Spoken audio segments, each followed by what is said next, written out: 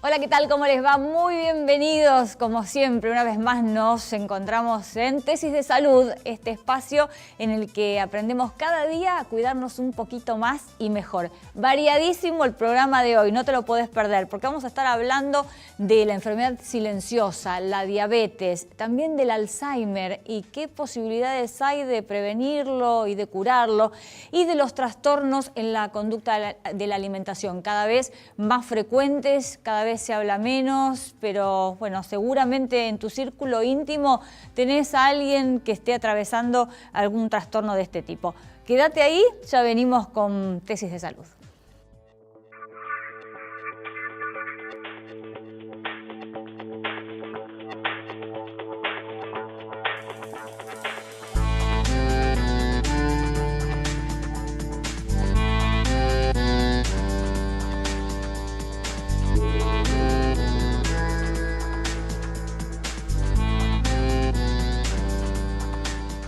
Nos acompaña ahora el doctor Gabriel Lichterhoff, que es médico y magíster en diabetología, la enfermedad silenciosa. Exactamente. ¿No? Así le dicen. Así y es tan es. así, Doc, ¿qué tal? Sí, ¿qué tal?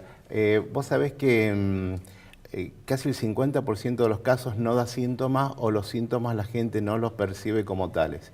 Es decir, que mucha gente ve que algo sea habitual como que sea normal. Es decir, gente que se levanta muchas veces a orinar a la noche y piensa que eso es habitual en la persona, pero bueno, que algo sea habitual no quiere decir que sea normal. Es decir, que cuando alguien, por ejemplo, está orinando mucho, tiene mucho apetito, pierde de peso en forma inexplicable y otros síntomas nos orientan a hacer el diagnóstico de diabetes, que es un diagnóstico siempre bioquímico. Digamos, hay signos cardinales que nos orientan, como es el orinar mucho, mucha sed, tener mucho apetito y pese de ello bajar de peso, pero el diagnóstico siempre es bioquímico.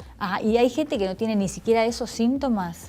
Hay gente que no los tiene, es decir, que muchas veces en la diabetes tipo 2, que es el 90% de la diabetes, hay gente que puede estar 5 o 10 años teniéndolo y no darse cuenta.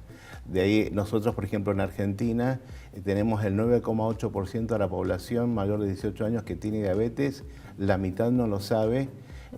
Y los que sabe, solamente a veces un 30% se trata porque tienden a minimizar la diabetes justamente por eso. Claro, porque no tiene, es asintomática. síntomas. Bueno, entonces vamos a dedicarnos a definir la diabetes y ver qué consecuencias puede tener para que todos tomemos conciencia.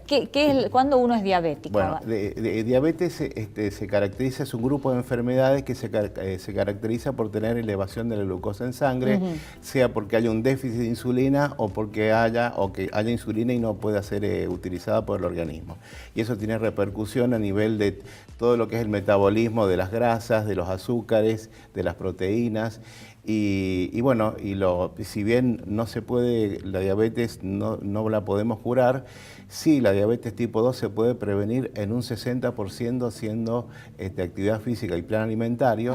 La diabetes tipo 1, que antes se llamaba insulinodependiente, si bien no hay prácticas preventivas, pero tanto la diabetes tipo 1, que es la que aparece habitualmente en la infancia o en la adolescencia, como la diabetes tipo 2, que habitualmente aparece entre la tercera década de la vida en adelante, en los dos casos sabemos cuál es el objetivo que tenemos que tener y sabemos que podemos prevenir absolutamente las complicaciones. Por eso es tan importante lo que es el diagnóstico temprano y el tratamiento oportuno. ¿Qué pasa con esas personas que durante mucho tiempo tuvieron diabetes? Quizás no tuvieron síntomas, ¿no? y no se trataron. ¿Empeora lo que puede llegar a pasar después? Sí, vos sabés que hay lo que nosotros llamamos memoria metabólica. Es decir, que una persona que estuvo con mal control durante mucho tiempo, por más que se empiece a tratar, ya hay más chances de tener complicaciones que empezó a tratarse en forma temprana. De tal modo que por eso insistimos tanto en que la gente, es muy importante, es muy fácil hacerse el diagnóstico de diabetes o de alguna situación intermedia, porque aparte de diabetes hay algunas situaciones que se llaman, por ejemplo, tolerancia alterada a la glucosa o intolerancia a la glucosa, que son situaciones intermedias que son muy fáciles y económicas de detectar y nos permite actuar muy tempranamente.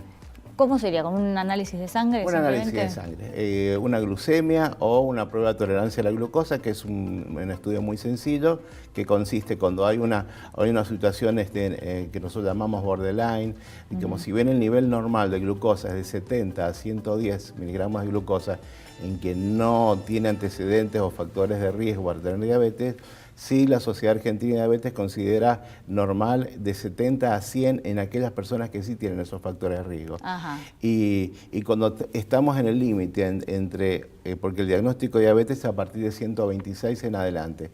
Entonces, entre 110 o 100 y 125 se hace esa prueba de tolerancia, que es un estudio muy sencillo, en donde a la persona se le saca sangre y si la glucosa está en menos de 126, se le da un producto azucarado y a las 2 horas se ve si tiene o no tiene diabetes. Claro. Si tiene más de 200 es diabetes, 140 a 200 intolerancia a la glucosa y después estados más suaves o casi reversibles en otra situación. Lo importante entonces es saber que no hay poquita diabetes, no hay diabetes nerviosa. La gente tiene que tener la idea que, y aparte tampoco se tiene diabetes solamente por comer mucho, sino todos los gorditos tendrían diabetes. Claro. Es decir, ¿Y por comer mucho dulce tampoco? Siempre tiene que haber una predisposición genética, ¿sí? Porque justamente es lo que siempre comentamos, que si fuera por comer mucho, porque todos los gorditos tendrían diabetes. Lo que sí es decir que hay una genética sobre el cual actúa el medio ambiente, es decir, el sedentarismo, la obesidad, la mala alimentación. Es decir que no hay diabetes si no hay una genética previa, que no hay una predisposición. Pero aún teniendo esa predisposición pueden evitar en un 60%, así que aparezca diabetes si hacen un estilo de vida saludable. A ver, reforcemos esto, actividad física, que es básico. Exactamente. ¿Y qué tipo de alimentación para alguien que tenga predisposición genética a la diabetes? Bueno, vos sabés que ahora en diabetes son más los sí que los no. Es decir, que decimos que se puede comer de todo, lo importante es qué cantidad, cómo combinar y en qué momento. Es decir que todas las cosas de no comer papa, postre, se puede comer prácticamente todo. Lo importante es conocer lo que nosotros llamamos el índice glucémico, que es la capacidad de un alimento de subir la glucosa. Entonces, prácticamente esas cosas tan restrictivas que había hasta hace unos años ya no van más. Se puede comer en forma muy equilibrada, prácticamente entre el 50 y el 55% del plan alimentario de una persona tiene que ser hidratos de carbono. Bueno, como siempre la consulta al médico es lo mejor que podemos hacer a tiempo. Y bueno, y controles periódicos y una vida saludable. Así es. Dejamos eso para todos ustedes. Gracias, bueno, muchísimas gracias por haber estado acá, un placer.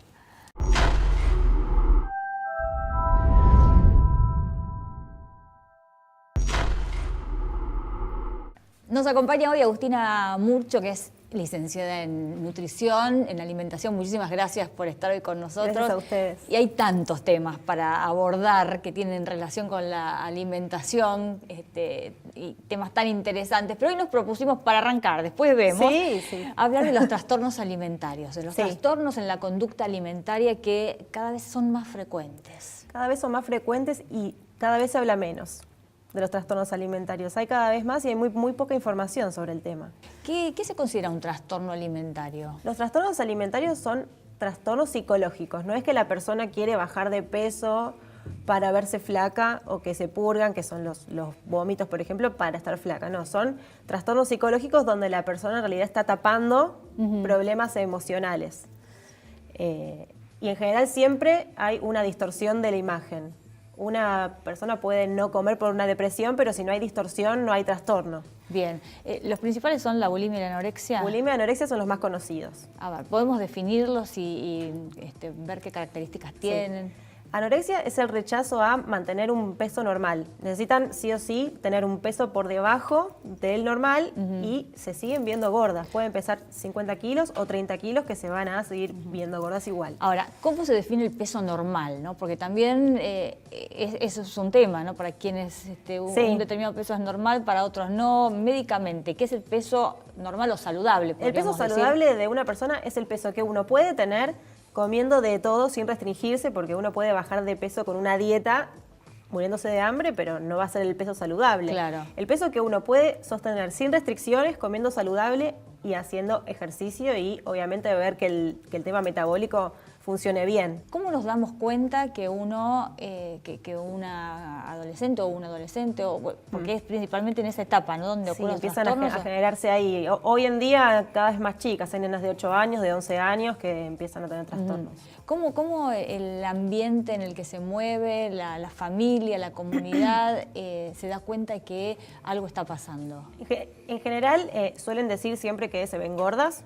Eso pasa mucho, se miran mucho en el espejo. Pasa que eso es Sí, un denominador eso común ¿no? de la Hoy en día juventud, todas nos vemos mal. Sobre todo las mujeres en el día de hoy. Eso es uno. Otro es el rechazo a ciertos alimentos. Empiezan yo no como hidratos, no como grasas, no como dulces y se centran solamente, digamos, en las proteínas y en las verduras. Ajá. Exceso de ejercicio también, se suelen aislar. En realidad las chicas con anorexia tienden más al aislamiento, a no salir, a quedarse en sus casas, tienden más a la depresión que una chica con bulimia, es distinto. A ver, hoy está muy de moda esto de quitar determinados alimentos de las dietas. Vos decís, ¿no? Que es una característica cuando empiezan a decir no como harinas, sí, o me hago vegana o vegetariana. Sí. A ver, muchas veces está encubriendo un trastorno esta elección. Sí, en general una dieta puede ser un disparador de un trastorno alimentario si la cabeza de la persona es vulnerable a padecerlo. También pasa que si me viene una chica de 15 años a decirme que quiere ser vegana, yo antes quiero descartar el trastorno. A veces se está encubriendo un trastorno alimentario y el veganismo está más ligado a la ortorexia, que es un trastorno nuevo. Bueno, tenemos un trastorno nuevo, entonces sí. La ortorexia. La ortorexia es la obsesión por el comer 100% saludable. 100%. No se pueden comer una pizza en un cumpleaños porque tiene conservantes y tiene grasas saturadas. Necesitan sí o sí consumir en envases, por ejemplo, de vidrio nada más, que no sean ni de plástico ni de... Sí. Necesitan ir a cierto lugar que saben cómo están hechos los alimentos y es muy difícil de detectar porque se ve que la persona come pero saludable. Claro. Y ahora, una persona que está sufriendo sí, no sé cómo se dice, una persona con ortorexia. Con ortorexia, sí. Ahí está. Te diría, bueno, ¿por qué tiene de malo en comer todo saludable? Es que no hay conciencia de enfermedad. Ajá. No hay conciencia de enfermedad. La persona con ortorexia no tiene conciencia de enfermedad hasta ver que realmente no puede más. A mí me han llegado pacientes con ortorexia diciéndome, digamos. Sí, me dicen, no puedo más porque me está manejando la cabeza, no puedo no comprar una verdura que no sea orgánica y de tal lugar, no pueden más, no aguantan. Bueno, agota. Claro, ¿y cómo educamos para no caer en estos trastornos, ¿no? Para comer bien, tratar de comer saludable en un mundo que por un lado nos presiona para estar flacos, por otro lado para comer sano, por otro lado nos llena de publicidades y de tentaciones, ¿no? De alimentos que no son saludables. A ver. Sí, es muy difícil en la sociedad en la que vivimos. Es muy difícil, yo creo que en la televisión se empiece a hablar más de esto. Por suerte, bueno, hoy sí. Pero si uno aprende que está la modelo que bajó de peso con tal polvito, es muy difícil. Sí. Yo creo, lo que pienso yo, más educación en los colegios, fundamental, y talleres para padres también, para que tengan en cuenta todo esto que está pasando. Pero en la sociedad es muy difícil. Por eso, por suerte, somos cada vez más nutricionistas que están apuntando para este lado, porque en general te dan dietas. Claro. Sin esto, y eso genera trastornos. ¿Y cuál es la alternativa a eso? ¿Cómo... Cambiar hábitos. Cambiar hábitos. Cambiar hábitos. No es prohibirle al paciente a comerse un alfajor. No, es ver cada cuánto te lo comes, cómo comes en general. Ver también si hay problemas metabólicos, porque muchas veces uno ve que no baja. Dice, pero yo me cuido,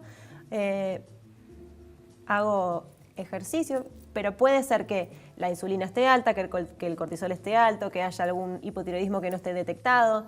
No pasa siempre por la comida y por el ejercicio, hay un montón de factores. Bueno, tenemos algunos de los libros de María Agustina. Sí, los dos. Claro, los dos libros. Este último es el nuevo, ese es el ¿no? último y ese sí es el año pasado. Podemos comer de todo, dice. ¿Podemos comer de todo? Exacto, siempre y cuando no haya patología, sí. Sí. ¿Por qué se ponen tan de moda estas dietas y que vos lees, ¿no? Informes científicos y están justificadas? Por ejemplo, las de erradicar las harinas. Primero porque vende, como dije antes, y segundo que un ser humano no vive de estudios científicos. Puede decirte que las harinas, que el exceso, obviamente, siempre, todo dentro de sus cantidades normales, pero no toman en cuenta la salud mental, ni la física tampoco, porque si uno se restringe tanto de lo que le gusta, ¿qué pasa después? Atracón. Es inevitable eso. No se Lo puede. ves mucho en el consultorio, en tus pacientes. Sí, y hay pacientes que hoy en día no pueden bajar por haber hecho tanta dieta. No pueden bajar. ¿Te trastorna tu propio Sí, metabolismo se esto? enlentece el metabolismo y se genera el modo ahorro, entonces el cuerpo no gasta. No pueden bajar y uno se desespera también, porque ¿qué les digo? Si no, Claro. por tanta dieta, no. ¿Cuántos mitos hay, ¿no? Con respecto a las dietas y a las El libro ese está lleno de mitos, en el primero. ¿Podemos repasar algunos? Sí, por ejemplo, que hay que dejar los carbohidratos para bajar de peso, ese es el principal. Obviamente, vas a bajar, pero perdés toda masa muscular. Ujú. Y aparte es una dieta que no se puede sostener en el tiempo. No se sostiene en el tiempo. Desmayos, que es lo más leve, te digo, pues si te desmayás en una bañera te morís. Perdés masa muscular, se enlentece el metabolismo y además hay efecto rebote. Ni hablar del mal humor, irritabilidad, aislamiento, porque ir a un cumpleaños con un tupper te estás aislando. Claro, sí. ¿Las frutas engordan? Depende de la cantidad. Si uno se come 1 kilo de bananas todos los días, sí, pero mientras sea moderado, no. Pero, por ejemplo, la banana, que es como, sí... El veneno, la banana. ¿Es tan así? No.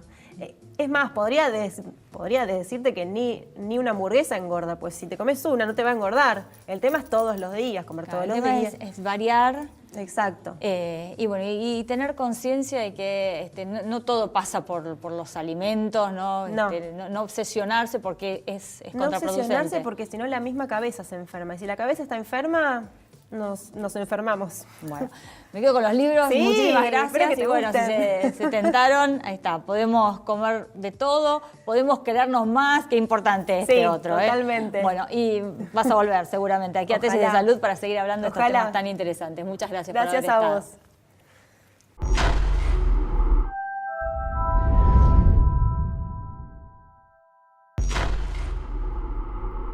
Vamos a hablar ahora de una enfermedad a la que muchos temen, es el Alzheimer, por lo que sufre sobre todo el entorno, ¿no?, de la persona que se enferma. Estamos con el doctor Alejandro Anderson, médico neurólogo, director del Instituto Neurológico de Buenos Aires. Gracias, doc, por estar con nosotros. Gracias por invitarme, Paula. Un placer. Y es un poco así, ¿no? Da la sensación que sufren más los seres queridos que el propio enfermo, el Alzheimer. Bueno, sí, claro, esto es algo que compromete todo el grupo familiar. Además, fíjate vos que no solamente viene a la consulta el paciente y acompañado por la familia en gran parte de los casos, porque lo sospecha la familia o porque lo sospecha el paciente, sino que muchas veces viene un paciente sano y te dice, mi mamá, mi papá o tengo tal o cual familiar tuvo Alzheimer o tuvo una demencia que es un deterioro cognitivo y yo quiero saber si a mí me puede pasar. Así que la gente viene también por prevención. ¿Y qué respondemos ahí? ¿Tiene algo de hereditario? Bueno, claro, la enfermedad de Alzheimer es una enfermedad degenerativa neurológica, donde vos lo que perdés son las neuronas, los circuitos, las conexiones, lo que sería el hardware. Vos vas perdiendo un pedacito de hardware cada día con el contenido del software adentro, o sea, con datos. Por eso es que lo primero que en general se compromete es la memoria, pero después se empiezan a comprometer otro tipo de actividades que tienen que ver con nuestras funciones superiores. La memoria y de diferentes tipos, pero después se te puede comprometer la inteligencia ejecutiva, que es la capacidad de organizarte. Y finalmente cosas que uno las tiene tan grabadas porque uno dice, bueno, sí, andar en bicicleta también aprendí, lo tengo muy grabado a eso y sin embargo eso aparentemente no se olvida. Bueno, sí se puede olvidar también, todo depende. Esa inteligencia o memoria se llama procedural.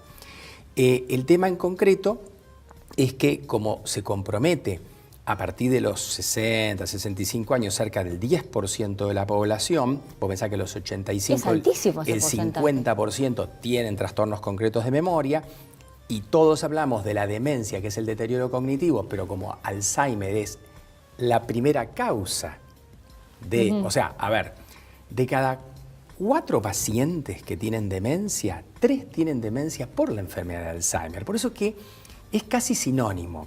Claro. Vos me comentás, ¿vamos a hablar de Alzheimer? Y yo te digo, sí. Y yo ya estoy pensando en aclarar la diferencia que tiene con la palabra demencia. Claro. Porque es casi un sinónimo. Lo que pasa es que uno puede tener muchos infartos cerebrales y tener también una demencia, o uno puede haber tenido una meningitis por tuberculosis que te genera un daño y tenés una demencia por eso, pero son menos casos, poquitos, la mayoría es por Alzheimer. Ahora, ¿Y hay diferencias entre el Alzheimer? Son sutiles, digo, las diferencias entre el Alzheimer y otro tipo de demencia. Las demencias, según cuál es la causa, tienen diferentes perfiles. ¿Cómo se estudia un paciente con demencia? Uno atiende a la historia clínica, habla con la familia, con el paciente a ver qué pasó. Tenemos una imagen, una resonancia magnética, hacemos un electroencefalograma y hacemos el test. En la evaluación neurocognitiva vemos una memoria de corto plazo, largo plazo, visual, verbal, la capacidad de organizarse, que es la inteligencia ejecutiva, etc. Según el tipo de compromiso que vos encontrás en la evaluación neurocognitiva, ya uno sabe qué tipo de demencia puede ser la que tiene el paciente. Y obviamente que hay alternativas para poder mejorar la calidad de vida de ese paciente y ayudarlo en la memoria o en los otros problemas cognitivos que tiene. Pero todavía no tenemos una medicación de base que sea selectiva y teledirigida contra el problema de la enfermedad de Alzheimer. A ver, no se cura entonces el Alzheimer. El Alzheimer no tiene tratamiento para curarse. La enfermedad de Alzheimer, en síntesis, tiene que ver con una falla de las neuronas o del metabolismo, digamos, del tejido cerebral, donde se te va depositando una sustancia que se llama beta-amiloide y cuando llega a determinada cantidad resulta ser tóxica para las neuronas. Y dice, ¿por qué pasa esto? Bueno, no sabemos. Hay una proteína muy útil para que se conecten las neuronas entre sí. Como todo en el cuerpo, las proteínas se van recambiando. Se gasta y ponemos una nueva, se gasta y ponemos una nueva. Bueno, hay un instante en el cual la proteína que veníamos desechando para poder poner en su lugar una nueva, en lugar de degradarse de manera soluble e irse, se empieza a degradar de manera insoluble y se acumula. Hay un problema bioquímico ahí, que no lo tenemos claro. Bueno, entonces no se cura y tampoco hoy por hoy hay un tratamiento que te compense lo que le está pasando a las neuronas. Sí te mejora un poco la calidad de vida, pero es parcial. Es parcial porque lo que nosotros hacemos es estimular a las neuronas que están para que reemplacen a las que no están. Hay productos que estimulan circuitos que usan un neurotransmisor que se llama acetilcolina, fármacos que estimulan otros circuitos que usan glutamato, pero no tenemos la clave, la llave. Sí te cuento que hay un montón de trabajos de investigación, pero muchos, y en algún momento esto se va a descubrir. Entonces, tu pregunta, la que quedó flotando, va a tener mucho valor. Vos me decís, ¿hay una base genética? Mira, yo un paciente que tiene la enfermedad de Alzheimer lo puedo diagnosticar con certeza haciendo un estudio donde veo si tiene el beta-amiloide o no lo tiene. De diferentes maneras, no importa ahora. Y también tengo la opción de ver cómo es su genética. Pero uno dice, ¿y vale la pena todo ese esfuerzo al día de hoy? Bueno, si el paciente lo pide, sí, pero va a valer mucho la pena cuando ese diagnóstico tenga del otro lado el medicamento adecuado para poder evitar o frenar la enfermedad. Hoy por hoy, ¿se puede prevenir de alguna manera? Siempre un cerebro sano tolera mucho mejor este tipo de cuadro. O sea, si vos tenés tu parte circulatoria cerebral, si vos tenés todos los factores de riesgo vascular en orden, lo vas a tolerar mucho mejor. No ser hipertenso, no ser fumador, tener actividad física, el colesterol bajo, la glucemia normal, etcétera, todo lo que hablamos siempre, de lo que hablamos siempre los médicos. Eso es muy importante, tener un cerebro sano, es fundamental eso. Y después la estimulación, o sea, a ver, vos tenés que tener rutina de actividades.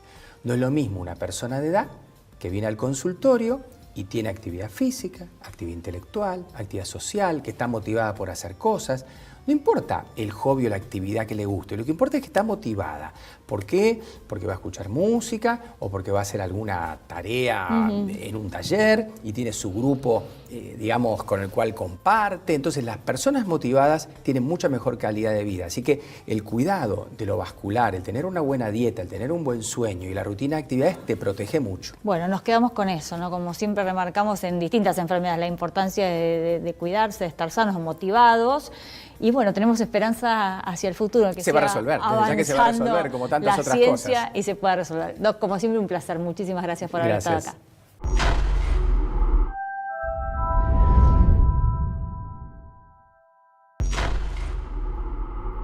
Bueno, y hasta aquí llegamos por el programa de hoy. Muchísimas gracias por habernos acompañado y como siempre te decimos, tenemos revancha, ¿eh? Te esperamos la próxima semana para seguir compartiendo tesis de salud. Chao.